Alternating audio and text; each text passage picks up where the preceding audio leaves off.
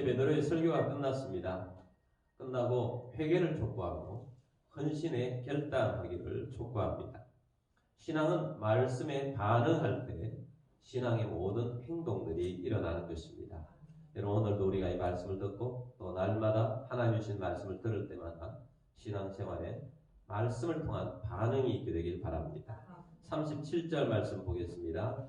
그들이 이 말을 듣고 마음에 찔려 베드로와 다른 사도들에게 물어 이르되 형제들아 우리가 어찌할꼬 하거늘. 그들이 이 말을 듣고 마음에 찔렸습니다. 말씀을 듣고 마음이 어떤 형태로든지 반응하는 것이 중요합니다.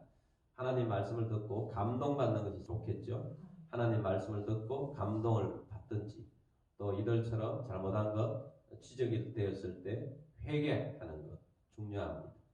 여러분, 회개는 매우 중요합니다. 말씀에 대한 반응이 회개여야 하는데 말씀에 대한 반응이 변명으로 나가면 변화될 여지가 없습니다. 자기의 합리화를 시키는 것은 안 되는 것입니다. 자기 합리화 시키는 습관을 고쳐야 합니다. 하나님의 말씀에 근거해서 말씀에 대한 반응이 있게 되길 바랍니다. 그래서 그들은 마음에 찔려서 베드로와 다른 사도들에게 물어 이르되 형제들아 우리가 어찌할꼬 하거늘. 그들이 마음에 찔리니까 형제들아 우리가 어찌할꼬 하는 것입니다. 자, 이런 반응은 자존심을 다 내려놓는 거죠. 자기의 행동들을 이러한 하나님 말씀 앞에 우리가 잘못된 일을 우리가 행했구나. 이러면 우리가 어찌할꼬 하는 그런 반응을 보였던 것입니다. 38절 말씀 보겠습니다. 베드로가 이르되 너희가 회개하여 각각 예수 그리스도의 이름으로 세례를 받고 죄사함을 받으라. 그리하면 성령의 선물을 받으리니. 아멘. 자, 베드로가 그들의 반응을 보고 정확하게 제시를 합니다. 해야 할 것 두 가지, 거기에 따른 결과 두 가지를 말합니다. 먼저 해야 할 것입니다. 회개와 세례입니다. 회개, 가장 먼저 해야 할 것이 회개이고 그 다음에 각각 예수 그리스도 이름으로 세례를 받으라라고 말합니다. 예수를 믿는다는 것은 죄에서 떠난다는 것을 말합니다. 죄에서 떠나는 것, 그것이 회개인 것입니다. 그리고 주님 안에 들어오는 것입니다. 주님 안에 들어오는 것, 그것은 세례를 통해서 주님 안에 들어오는 것이고 또 세례는 주님에만 들어오는 것이 아니고 하나님이 세우신 교회 공동체 안으로 들어오는 것입니다. 그래서 세례를 받는다는 것, 교회의 일원이 되는 것, 교회 멤버가 되는 것입니다. 교회 안에 함께 하나님의 나라의 신앙인을 하게 되는, 신앙생활을 하게 되는 것이 바로 세례인 것입니다. 결과는 죄사함을 받으라 하는 것과 성령을 선물로 받는다 하는 것, 이 두 가지 결과를 말해 준 것입니다. 그래서 회개하면 죄사함을 받습니다. 죄에서 해방받게 되는 것입니다. 그리고 세례를 받고 또 나아갈 때 주님께서 주시는 성령을 선물로 받습니다.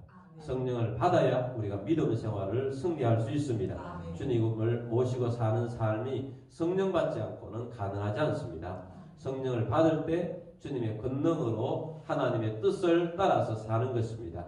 성령이 오셔서 내 육신의 성품이 얼마나 가는데 그것을 이겨낼 수 있도록 성령이 충만함이 임해야 합니다. 충만하다는 것은 넘치는 것 아니겠습니까? 넘치게 받아야 합니다. 안 그러면 내가 성령을 이기는 삶을 사는 거예요. 그래서 육신이 이기는 삶을 사느냐 성령이 이기는 삶을 사느냐, 이 두 가지의 모습에 따라서 육신적인 그리스도인이 되느냐 영에 속한 그리스도인이 되느냐 판가름이 나는 것입니다. 성령 충만하여 영에 속한 그리스도인이 되기를 주의 이름으로 축복합니다. 39절 말씀 보겠습니다. 이 약속은 너희와 너희 자녀와 모든 먼데 사람 곧 주 우리 하나님이 얼마든지 부르시는 자들에게 하신 것이라 하고. 아멘.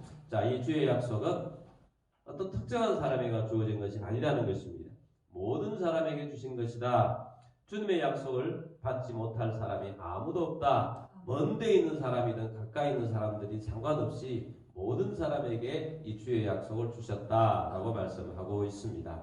40절 말씀입니다. 또 여러 말로 확정하며 권하여 이르되 너희가 이 패역한 세대에서 구원을 받으라 하니. 아멘. 자, 하나님 말씀, 베드로가 설교한 내용, 촉구한 내용, 권면한 내용 이외에도 여러 말로 확정하고 권했다라고 말씀하고 있습니다. 확증하고 보냈다라는 말씀을 기억하십시오. 자, 베드로의 설교를 보면 모두가 다 확증하는 설교였어요. 말씀을 통해서 예수님이 구원하셨음을 확증합니다. 말씀을 통해서 예수님이 구원을 위해서 십자가에 달려 돌아가시고 부활하셨음을 확증합니다. 이 예수님을 하나님이 살리셨고 또 승천하게 하셔서 하나님의 우편에 지금 계심을 확증합니다. 말씀을 통해서 예수님이 성령님을 보내심을 확증합니다. 그리고 회개하고 세례를 받고 구원받아서 성령 받으라고 권합니다. 그래서 확증하는 것도 중요하고 권하는 것도 중요합니다. 제가 설교를 할 때 말씀을 통해서 확증하죠. 확증하고 그 다음에 마지막에는 헌신을 촉구합니다. 권면하는 거죠. 여러분 개인적으로 신앙 생활을 하는 것도 마찬가지입니다. 여러분들이 다른 어떤 사람에게 신앙을 말할 때 내가 만난 예수님은 이렇게 나를 만나게 해주셨고 내 삶에 이렇게 은혜를 주셔서 나는 확증한다.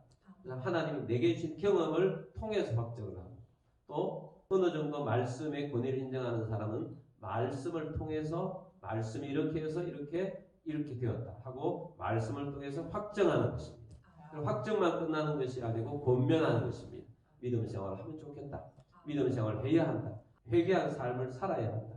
죄를 떠난 삶을 살아야 한다. 이렇게 권면을 해야 신앙인이 되는 것입니다. 41절 말씀 봅니다. 그 말을 받은 사람들은 세례를 받으매 이날에 신도의 수가 3,000이나 더하더라. 아멘. 오순절날은 그들 모두에게 성령께서 가시적으로 임하셨고 방언으로 말하는 성령 받은 일이 놀라운 일이었습니다. 모든 사람들이 깜짝 놀라워하는 성령의 역사가 있었습니다. 그리고 베드로의 설교도 놀라웠습니다. 그러나 무엇보다도 놀라운 것은 설교의 결과였습니다. 3,000명이 한꺼번에 회개하고 주님 앞으로 돌아온 것입니다. 하나님께서 오순절 성령님이 임하신 그날 통해서 핵심적인 교회의 기초 멤버들을 확보하게 하셨고 그들을 통하여서 온 세계에 뻗어나가는 복음의 열매를 거둘 수 있도록 은혜를 베풀어 주셨던 것입니다. 42절 말씀 봅니다. 그들이 사도의 가르침을 받아 서로 교제하고 떡을 떼며 오로지 기도하기를 힘쓰니라. 아멘. 자, 세례받고 그 많은 사람들이 새로 주님의 교회 안, 몸된 교회 안으로 주님의 몸을 이루는 성도들이 된 것입니다.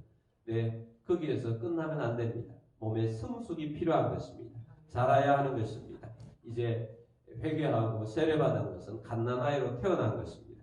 갓난아이로 태어난 사람을 그냥 내버려 두는 사람은 아무도 없습니다. 아주 잘 보살펴야 자라갈 수가 있는 것입니다.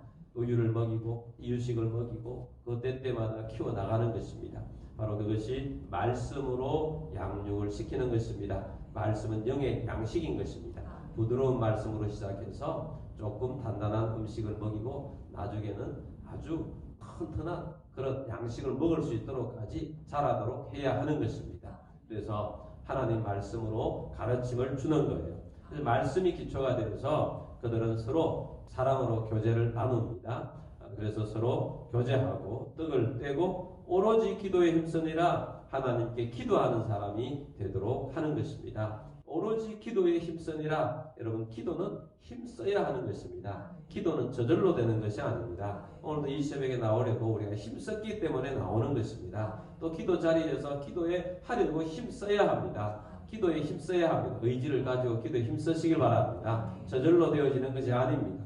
특별히 성령님께서 임하실 때는 어떤 때는 성령님께서 인도하실 때가 있어요. 근데 대부분은 우리가 힘써야 기도할 수 있고 기도의 열매가 나타나는 것입니다. 건강한 공동체가 되려면 말씀의 양육을 받아야 합니다. 그리고 기도에 힘써야 합니다. 그렇게 해서 하나님께 주시는 성령의 열매가 나타나기 시작할 때 여러분 성령의 열매를 거두는 하나님의 사람들이 다 되시기를 주의 이름으로 축복합니다.